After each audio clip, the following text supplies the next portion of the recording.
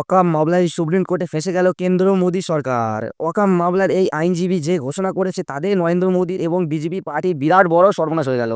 এই কেন্দ্রের মোদীর সরকার নতুন ওয়াকাফ বিল এনে মুসলমানদের ওয়াকাফ সম্পত্তি দখল করতে নিতে চেয়েছিল, কিন্তু সুপ্রিম কোর্ট এই আইনজীবী ওয়াকাফ মামলাকে নিয়ে যে ঘোষণা করেছে তাকে উল্টো নরেন্দ্র মোদী এবং বিজেপি পার্টি কঠিন বিরোধে পড়েছে। তো চলুন এই ভিডিওতে ধৈর্য সহকারে শেষ পর্যন্ত দেখুন।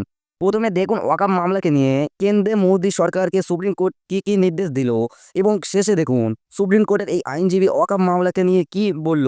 তাকে নরেন্দ্র মোদী এবং বিজেপি পার্টি এবং কত বড় বিপদে পড়ে গেল।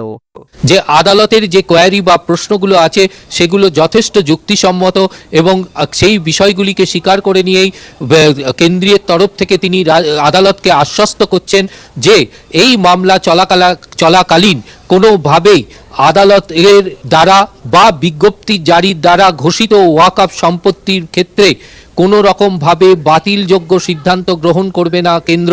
অর্থাৎ এখনো পর্যন্ত যেসব ওয়াকফ সম্পত্তি রয়েছে ওই হিস্টোরিক্যাল দিক থেকে হোক বা এর ইতিমধ্যে বিজ্ঞপ্তি দ্বারা ঘোষিত হোক বা আদালত দ্বারা ঘোষিত হোক, এই সকল ঘোষিত ওয়াকফ সম্পত্তি হিসাবেই থাকবে এবং সেক্ষেত্রে কোনোভাবেই তা বাতিল বলে ঘোষণা করবে না। নতুন সংশোধনী আইনের বিভিন্ন ধারার প্রেক্ষিতে কেন্দ্র যে নতুন আইন অনুযায়ী সংশোধনী আইন অনুযায়ী যে 22 জনের কমিটির কথা উল্লেখ করা হয়েছে, সেই কমিটির ক্ষেত্রে নতুন কোনো নিয়োগের সিদ্ধান্তও গ্রহণ করবে না কেন্দ্র এবং নতুনভাবে কেন্দ্র বা রাজ্য ক্ষেত্রেও কিন্তু কোনোভাবে নতুন নিয়োগ হবে না।